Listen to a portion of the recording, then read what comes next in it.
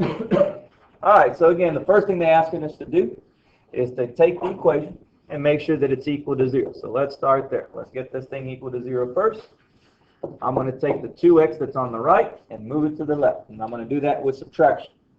So I'm going to take the negative 2x that I already have on the left, subtract 2x, which now gives me a negative 4x. Minus 2 that's on the right is also coming to the left. We'll move it by adding it. So now I have the equation x squared minus 4x plus 2. From here we're going to find our discriminant. And to find the discriminant, we're using this part right here, b squared minus 4ac. Let's not forget you can find a, b, and c. A is going to be in front of the x squared, b is the number in front of the x, and c is your constant. So if I plug those numbers in, I have negative 4 squared minus 4 times a times c.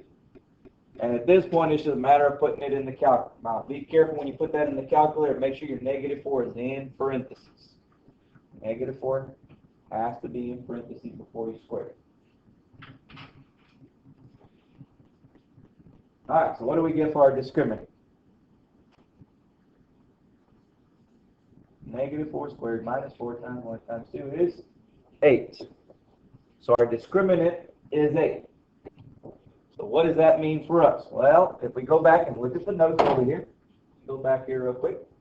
8. Obviously, 8 is a positive number, so I'm looking at the green and the blue here. 8. Is 8 a perfect square, though? No. So therefore, it's the blue one here. We're going to end up with 2 irrational roots. All right, so going back over here, we're going to end up with 2 irrational roots.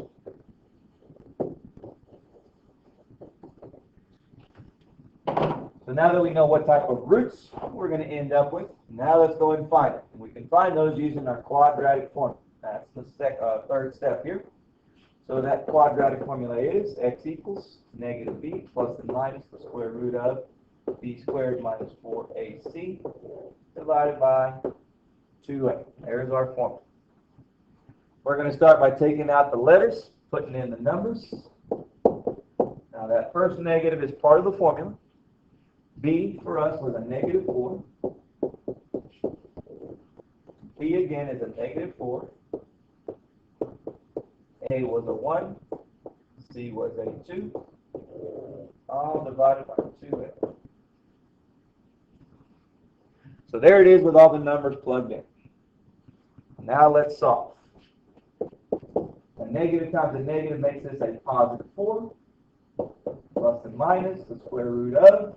Now that negative 4 squared minus 4 times 1 times 2, we've already done it. That's the discriminant. And the discriminant we ended up with was an 8. So 8 is right there. And of course down at the bottom we got 2 times 1. 2 times 1 is a 2. What happens if I try and take the square root of 8 though? I'm going to get a decimal. We don't want the decimal. Now, we can simplify the square root of 8, but at this point, I haven't given you enough information on how to simplify that square root of 8. So for us, for our purposes today, we're going to leave our answer as such. Just keep in mind, we can take this a step further, but we haven't quite got there yet, okay? All I'm going to do, though, is I am going to break them apart so that we can see both of the irrational roots. So here's how we break it apart. We've got 4 plus the square root of 8 over 2. And we've also got 4 minus the square root of 8 over 2. Now later on we'll talk about how do you simplify the square root of 8, because you can do that. We're just not there yet. Maybe those of you that are in pre-cal, maybe you can, but at this point the rest of us can't. So we'll go ahead and leave it like that. All right, so that was number 2. Let's go to number 3. We're doing the same thing. Get this thing equal to 0 first. Move the 14x over and the 58 over.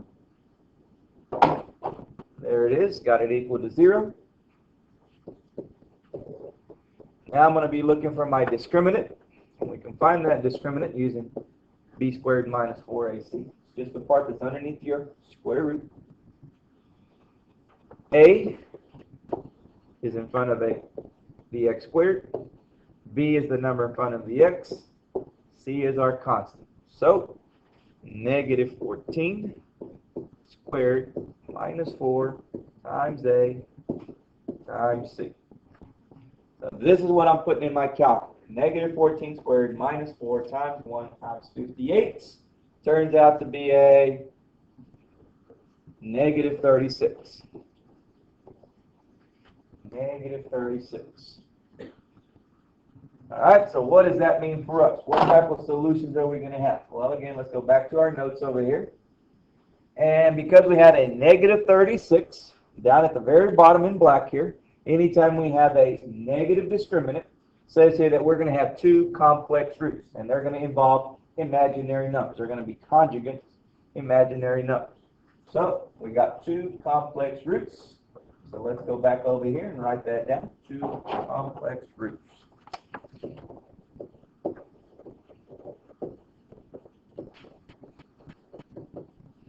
So we are going to have imaginary those conjugates. All right, so here we go. Quadratic formula is x equals negative b plus and minus the square root of b squared minus 4ac divided by 2a. That's the formula. Start plugging in the numbers. Our b is a negative 14. We got negative 14 squared minus 4ac divided by 2a. The negative times the negative 14 makes this a positive 14. Plus and minus, square root of. We already did negative 14 squared minus 4 times 1 times 58, and we got a negative 36. So there's no need to do that again. Just bring your negative 36 over. And of course, 2 times 1 is 2. Square root of negative 36. Yes, we can take the square root of a negative 36. We saw this on Friday. Can you remember what a square root of negative 36 is? 6i. So this now becomes 14 plus and minus 6i divided by 2. Now remember, it says we're going to have two complex roots. I want to find both of those. So I'm going to go ahead and split this apart now. We're going to have x equals 14 plus 6i divided by 2. But we're also going to have 14 minus 6i divided by 2. We can reduce that. Keep in mind we are dividing by 2. So the 14 plus 6i needs to get divided by 2. So 14 divided by 2 would give us a 7. 6i divided by 2 would give us a 3i.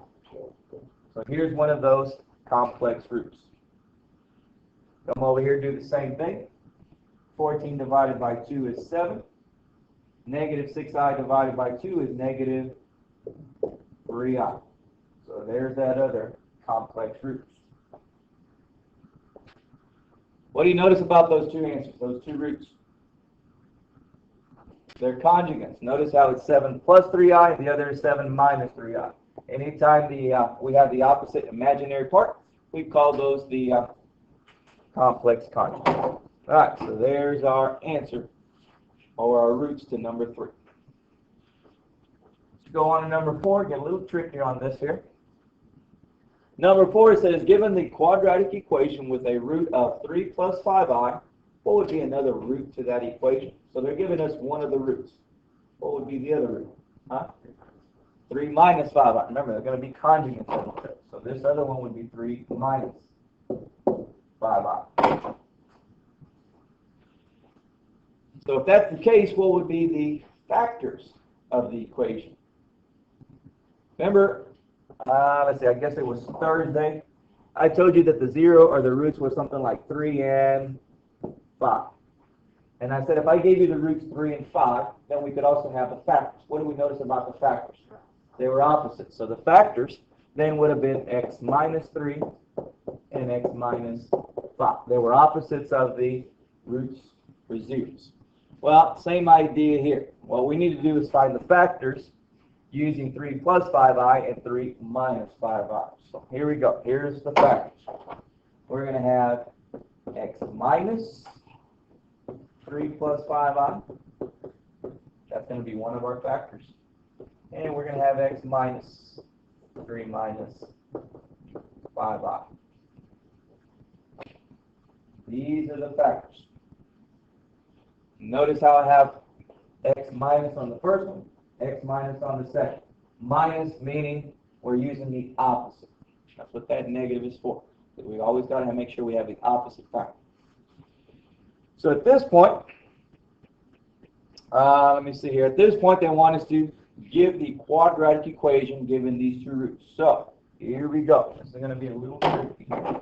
We're going to need plenty of room. So I've got x minus 3 plus 5i. And we're going to multiply that with this other factor. And to multiply these two, we're going to have to use some FOIL. I'm going to go real slow here because it's going to get a little confusing doing FOIL with these two factors. So here we go. We're going to start off by multiplying the x times the other x. X times x is going to give us x squared. That wasn't so tricky. Tricky part's going to come from this next one over here. Now we need to multiply x times that 3 minus 5i. But keep in mind, you got a negative or a minus sign in front there, so everything in here is opposite. So what I'm going to do is multiply x, not by a positive 3, but by a negative 3. So that's going to make it a negative 3x. Same thing with that 5i. We're going to multiply x, not with a negative 5i, but with a positive 5i. And that's because of this right here. You've got to use the opposite. All right, now let's go ahead and multiply this with this. Again, we got to make sure we're using the opposite because of this negative sign right here. So I'm not going to multiply 3 times x. It's going to be a negative 3 times x, which is a negative 3x. Same thing with the, oh, notice when I forgot to put on that 5i? There should also be an x there, right? So let's not forget about that. Let's go back over here. We're taking that 5i, multiplying it with the x, but as I mentioned, it's got to be the opposite. So it's going to be a negative 5i times x, which is a negative 5i x. And one more here. Now we got to multiply these two together. All right? So here we go. Now, keep in mind, we are multiplying conjugates with each other. And when you multiply those conjugates with each other, we said that the I, or the middle part, is going to cancel out. So we don't need to go through the whole FOIL method. All I'm going to do is multiply the first terms and the last one, since the middle part is going to cancel out anyway. All right, so again, keep in mind, they are opposites of each other. So a negative 3 times a negative 3 is a positive 9. A negative 5i times a positive 5i would be a negative 25i squared. Now we got to simplify that. So let's simplify, combine our like terms. There's only one x squared in there, so let's keep it. I got a negative 3x and a negative 3x. Those are like terms, so I'm going to combine them. That's going to give me a negative 6x. I've got a 5ix and a negative 5ix. What's going to happen with those two terms? Cancel out. I got my 9. But I also have a minus 25i squared. And what do we know about an I squared? It's the same thing as a negative 1. So let me keep simplifying. A negative 25 times a negative 1 is a positive 25. We're almost there. 9 plus 25 would end up giving us a 34. So we end up with the quadratic x squared minus 6x plus 34. Now on C they said, what is the quadratic equation with those given roots? Now right now I don't have an equation, guys. All I have is x squared minus 6x plus 34. I need an actual equation. So we're going to write equals, and because I want roots, it's got to be equal to 0. Remember, we call them roots whenever we don't have a y. Now on mine up here, I don't have a d, but does yours have a d on it? Or does that just go to c? Did you stop at c? Okay, because mine has a d on this. Alright, so that's good enough. X squared minus 6x plus 34 equals 0 would be the answer to part C. Don't just leave it x squared minus 6x plus 34, because that's not an equation. Alright. Well, remember, y equals, we call them what when we have a y in the equation? We call them solutions or zeros. And this one said, write it so that we have the roots. And roots doesn't, so no, you couldn't have y equals. And that's why I asked you if y'all had a d, because on mine, it does say what is the represented function. And if it asks for the function, then yes, we would write y equals. So it's the wording. All right, last one here, number 5, given the quadratic equation with the rational coefficients with a root of negative 2 plus 5i.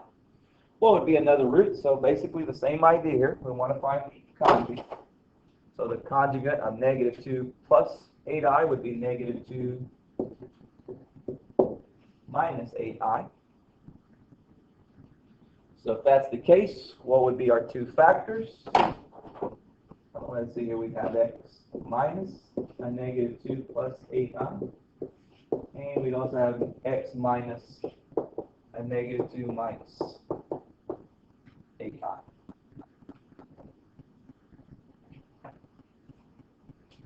And just like we did with number 4, we're going to take those two factors and FOIL it out.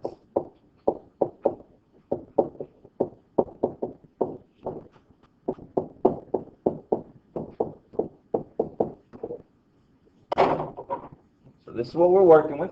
So just like we did earlier, we're going to be real careful.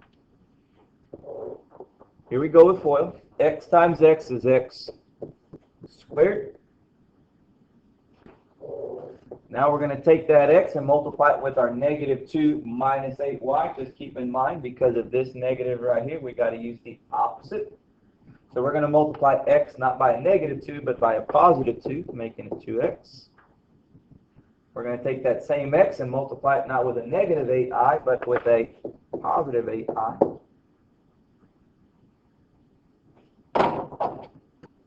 Now we can use distributive property with this here. But again, because of this negative sign, we got to keep in mind that we're working with the opposites. So a negative 2 times x, not negative 2, but a positive 2 times x would be a 2x. A negative 8i times x would be a negative 8ix. And again, I forgot to get x on this other one here. Let me go back and put it.